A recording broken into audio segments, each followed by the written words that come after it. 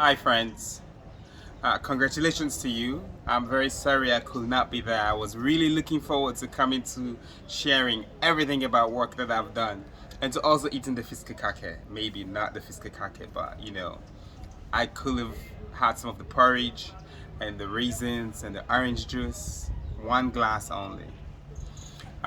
You made it. You've spent 2 years at a place that we have all called home. They say life is a marathon and not a sprint.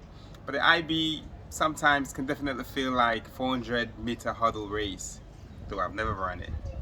Um, 17 short years ago, I was sitting in that very same spot like you. And I know that you've persevered through many late nights and moments of doubt and gone to Snickerbois and being on the fjords and contemplated on life's greatest uh, joys and mysteries and challenges. So you and your classmates and family should be extremely proud that you've reached this finish line. Today, I'm the Minister of Basic and Senior Secondary Education and Chief Innovation Officer in the government of Sierra Leone, and I was just like you. I came where you were from, where you're seated, and I have been able to travel around the world, learn, and come back to serve. I've had the privilege really of leading the charge for creating a more just society at home, at work, and around the world. And I am definitely truly honored that the RCN has decided to share some of that book, some of that work with you. It's called Radical Inclusion. With all of you, so that you can get a glimpse of how perhaps one can go about bringing different kinds of change in your communities based on the stories that I've shared. Some of those stories you will recognize. I hear chickens crowing, and I think if you read the book, you'll know that I do reference some of that in my work as well. It's a testament of what happened. They are not fiction, it's non-fiction, and it's all real. And I hope that when you read it, you can see yourself in it, you can imagine what you're doing, you can imagine the future through that work. We worked hard to overturn the ban that kept pregnant girls to school. And now more than 1,000 of those pregnant girls and parent learners are back in school. We have exams going on in Sierra Leone, and my deputy minister just sent me a photo of a girl who went into labor during an exam, finished the exam, gave birth, and went back the next day to finish the exam. We hope that that child can, both of them, will have a better chance of succeeding in life because the mother could have access to one education because of such a policy. The chances of her dropping out due to pregnancy and not returning was very high. Just a couple of weeks ago, that right not just now stays as a policy, but it was enshrined into law in the new Education Act, and it will benefit many generations of young people to come. An idea based on values and principles that we represent and believe in, pushed through in policy, has now become law. It is possible. But you don't need to be in government really to do public service, nor do you need to be make joining government the aim of your work. That wasn't my vision. As you know, I left RCN, I went to Harvard, did engineering, and worked at IBM until President Bio asked me to come and join his government. But even way before that, when I had graduated from RCN, a couple of my friends, some of whom you recognize from Denmark, had joined me in Sierra Leone to go and distribute mosquito nets because I had learned that malaria was such an important problem that was affecting my families. And so, and not just my families, many more millions of people died from malaria.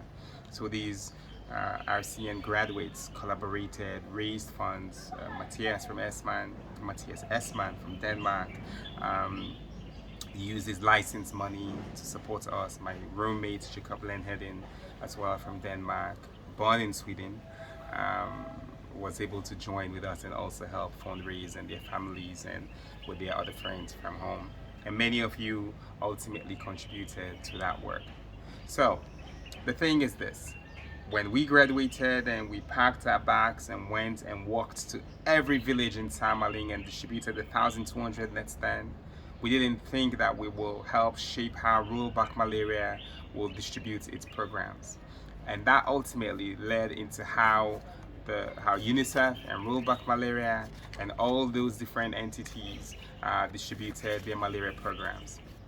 But that was not enough. What we then did was we were able to move and pivot that into asking questions around what else could we do? Should they just be mosquito nets? Could we do something else? Could we engage on ensuring that young people could develop solutions for themselves? So we launched the Innovate Salon program whilst I was at MIT. And at MIT, I was able to learn how to think, how to do, how to create. And with the same group of friends, and now we expanded. They went to college, they invited their own college friends, and we were able to continue the work that we do to support youth innovation across the country. Fast forward in 2018, all the things that I had learned at RCN, all the things that we did in college came crashing together when I was appointed as Chief Innovation Officer to lead the Directorate of Science, Technology and Innovation. And then about a year later, appointed Minister of Education. So my loves of innovation and education came joining together. And what that has really led me to understand and believe is that the things that we pursue with passion can go on to be how we live our lives, can go on to be how we impact and change our society. Anyway, the one thing that I would like for you to know is that your potential allies include all the people who are sitting around you. The person who you perhaps did not say hi to enough as you could have, the person who you went to games with, Friday games with, and the person who you did activities with. Recently, I participated in the UWC 60-year anniversary celebrations in New York City, and I met all these people who, you know, UWC style, you only saw them, you only heard about them, but we're all one family, and we were able to connect on our ideals. And I was able to share in some of those conversations that UWC has an opportunity to be the vehicle via which we not just continue to work for inclusive quality education for all, but to be a group that works on bringing justice in our societies. And you, RCN, UWC colleagues, friends, you have all the basics, all the tools that you need to be able to go into life, to learn, to explore, to think, to form coalitions, and to take action. As you learn in the book, we have to take action. To do the hard stuff, we have to do the hard stuff.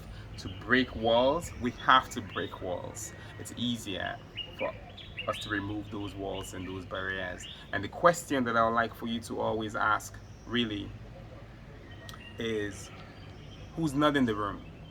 Who's keeping the people from entering the room? If there are people in the room, who's not at the table? Why are they not at the table? If there are people at the table, why are they not talking? Why are they not expressing themselves how they will choose to? Are they expressing themselves how they want to? Are they having a blanket cover around them? Are people listening to them? What role can you play to make sure that we understand how to break those walls so that more people can get into the room, so that people can be safe in the room, so that people can sit and show up how they want to sit?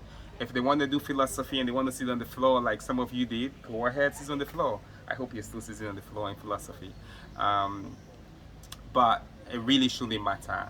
And the point that I want you to leave with is we can change and transform our societies wherever you are. I'll tell you a secret. The person who's recording this on the mobile phone is Matthias Esman, that person who was with us in Norway, was with me in Norway, and who, when he heard that I'd become minister, quit his job to come and support me. Could Matthias be working anywhere else in Denmark? Yes, he could be, and anywhere else in the world, because he has all the education to do that. But the bonds that we nourish, the ways that we think about the world, embedded in what we learned at UWC, is what drives us forward.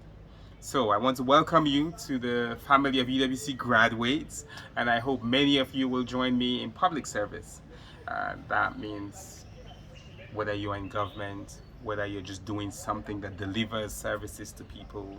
But it's important that the smartest people in the room, and that's you, are working on the most difficult problems for our humanity. Send me a note anywhere you see me and come say hi.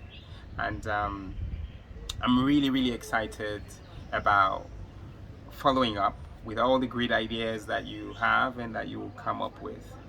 You each have so much to teach and inspire us about. You have so much inspiration to share with the world. I look forward to seeing you in action, because you have to take action. And let's go and change the world.